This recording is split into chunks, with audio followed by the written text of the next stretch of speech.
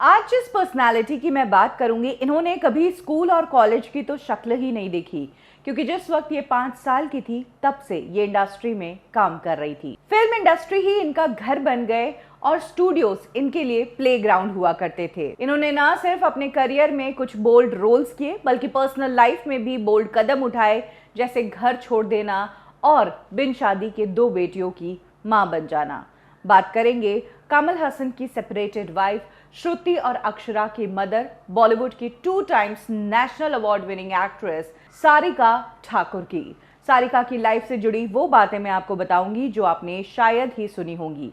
कब सारिका को उनकी मदर ने भरी महफिल में पूरी इंडस्ट्री के सामने जड़ा थप्पड़, क्यों सारिका को अपने करियर के पीक टाइम पर करने पड़े बोल्ड सीन्स, और कैसे सारिका अपनी ही बिल्डिंग की छत से गिरकर हुई जख्मी।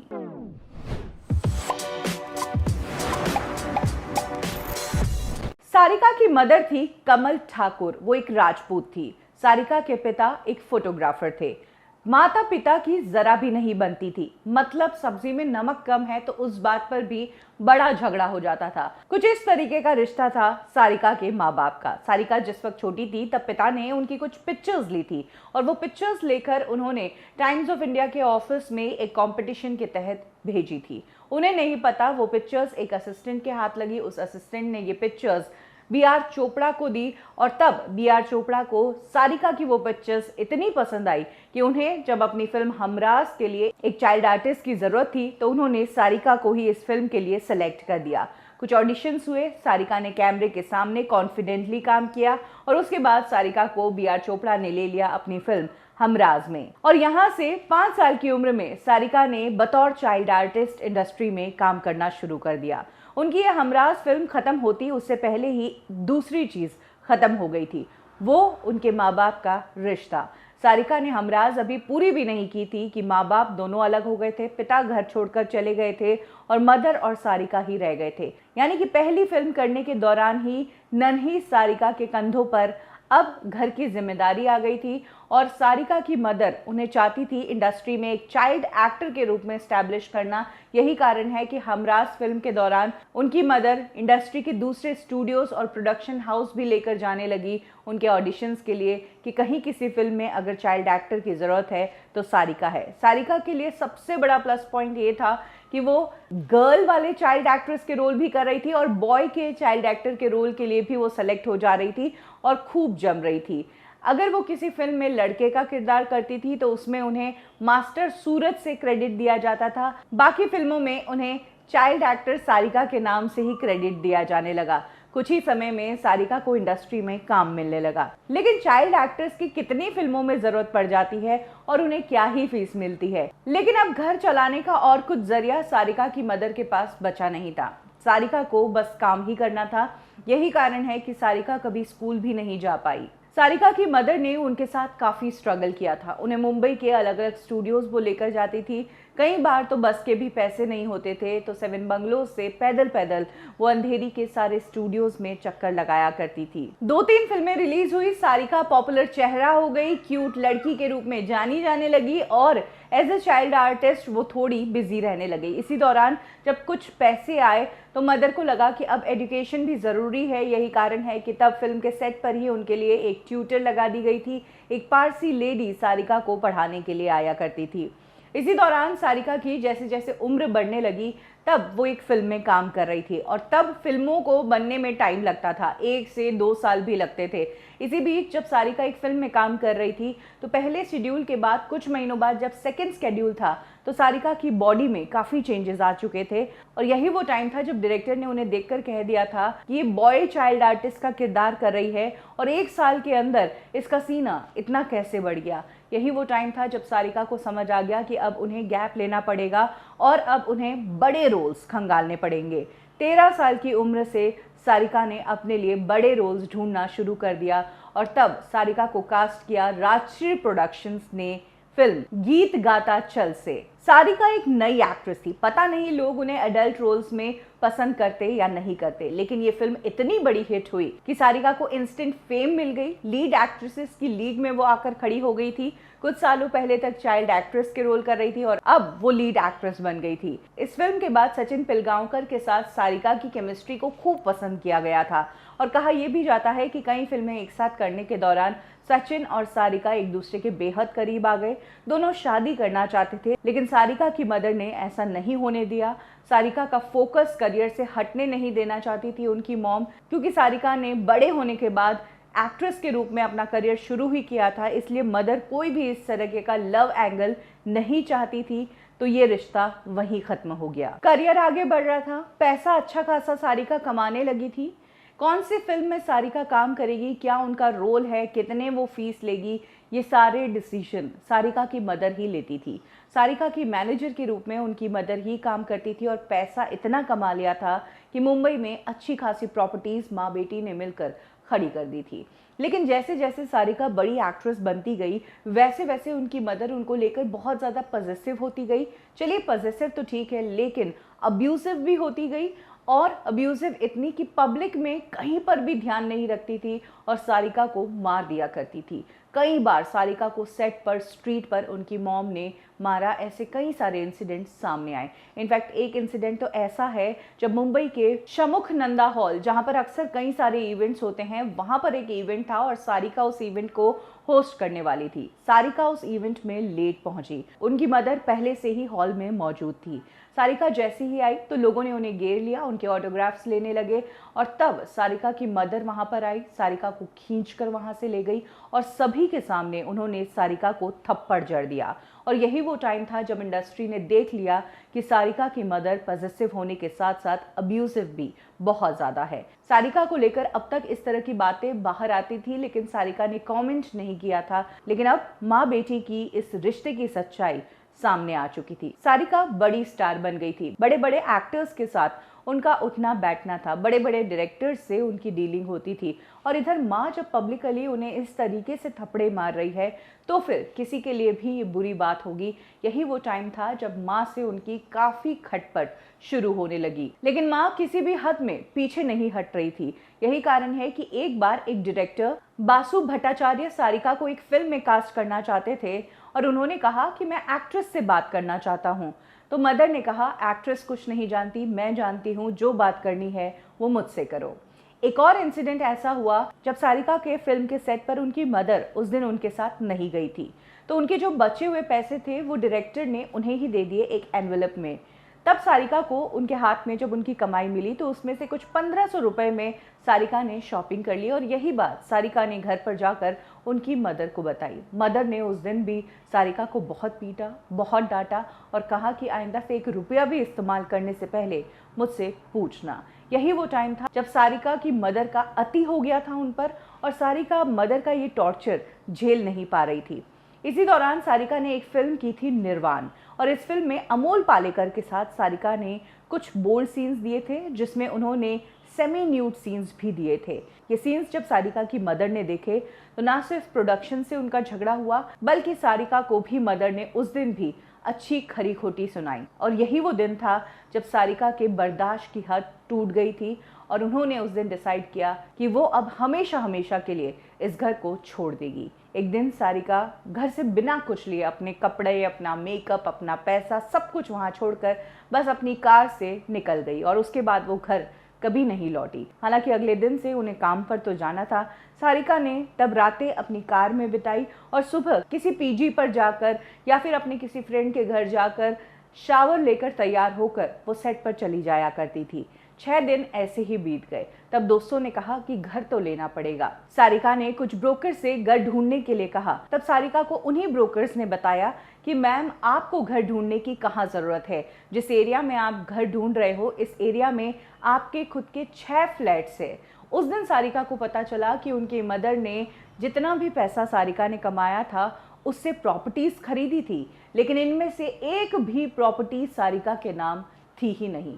सारी मदर ने अपने नाम ही ले ली थी। और ये वो टाइम था जब सारिका को लगा कि उन्हें उनकी मदर ने एक सोने के अंडे देने वाली मुर्गी की तरह इस्तेमाल किया और उनका सारा पैसा अपने हवाले कर दिया। और यहाँ से दोनों के डिफरेंसेस ऐसे हुए कि ना कभी माँ ने सारिका की परवाह की, माँ ने वापस सारिका को कभी बुलाया नहीं, पूछा भी नहीं कि तुम कहाँ हो, बस ये कहा कि घर का जो गैस सिलेंडर का कनेक्शन है वो मेरे नाम ट्रांसफ़र कर दो और कुछ डॉक्यूमेंट्स है वो साइन कर दो। इसके अलावा माँ ने कभी सारिका को वापस बुलाया ही नहीं और सारिका ने भी मुड़कर नहीं देखा। हालांकि तब फाइनेंशियली सारिका बहुत ज़्यादा टूट गई थी, अकेली वो रह रही थी और उन्हें घर लेना था, पैसों की ज़रूरत थी और तब सारिका को काम चाहिए था। लेकिन काम तो काम है, आते आते आएगा। ऐसे में तब सारिका के सामने कुछ ऐसे भी रास्ते आए जब उन्हें कुछ ऐसी फिल्में करनी पड़ी जो वो करना तो नहीं चाहती थी लेकिन मजबूरी थी, जिसमें से एक फिल्म थी सुभाष घई की विधाता फिल्म। इस फिल्म में उनका जो रोल था उसमें उन्हें बोल्डनेस वाले सीन करने थे और उनका जो किरदार था वो हल्का नेगेटिव भी था। सारिका एक लीड एक्ट्रेस थी और उस टाइम पर अपने करियर के पीक पर थी।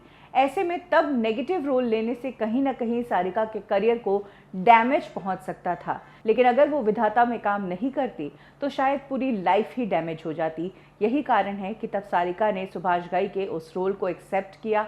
फिल्म बहुत बड़ी ब्लॉकबस्टर रही और सारिका के रोल को भी बहुत पसंद किया गया। सारिका को यहाँ से एक बोल्ड एक्ट्रेस के रूप में भी जाना जाने लगा। कम ही लोग जानते हैं कि कमल हसन से शादी करने से पहले सारिका की शादी कपिल देव से होने वाली थी। कपिल देव जो कि क्रिकेटर थे, उनकी मुलाकात सारिका से करवाई थी मनोज कुमार की वाइफ ने और मनोज कुमार की वाइफ चाहती थी कि कपिल देव और सारिका एक दूसरे से शादी कर ले, दोनों एक दूसरे के लिए बेस्ट है। कपिल देव से सारिका की मुलाकात भी हुई, चंडीगढ़ में दोनों मिले भी, लेकिन बात आगे बढ़ती उससे पहले ही कपिल देव अपनी एक्स गर्लफ्रेंड के पास चले गए। एक्चुअली जिस वक्त रोमी नाम की उनकी गर्लफ्रेंड थी उससे उनका ब्रेकअप हुआ था और इसीलिए उन्होंने सारिका से मुलाकात की थी। लेकिन जैसे ही रोमी वापस उनकी ज़िंदगी में आ गई, कपिल देव वापस लौट गए। इधर सारिका भी अपनी फिल्मों में बिजी हो गई और यही वो टाइम था जब साउथ का एक सुपरस्टार हिंदी फिल्म इंडस्ट्री में अपना नाम बनाने के लिए मुंबई आया करता था। मैं बात कर रही हूँ कमल हसन की। सारिका जिस वक्त अपने लिए एक स्टेबल घर ढूंढ रही थी, वो मुंबई में अलग अलग पीजीज और 5 स्टार होटल्स में नजर आती थी। तभी कमल हसन भी मुंबई में शूट कर रहे थे और इसी दौरान जब ये होटल में रह रहे थे तब दोनों की मुलाकातें होने लगी और यहाँ से दोनों का अफेयर शुरू हो गया। कुछ सालों में सारिका ने अंधेरी के 7 बंगलोज में ही अपना एक फ्लैट खरीद लिया और वहीं पर कमल हसन के साथ वो टाइम स्पेंड करने लगी। कमल हसन तब शादीशुदा थे लेकिन अपनी वाइफ से तलाक की प्रोसीडिंग्स उनकी चल रही थी और तभी वो सारिका के साथ रिलेशनशिप में आ गए थे और कमल हसन के साथ लिव इन के दौरान ही सारिका कमल हसन के साथ प्रेग्नेंट हो गई। बिना शादी के ही उन्होंने जन्म दिया श्रुति हसन को।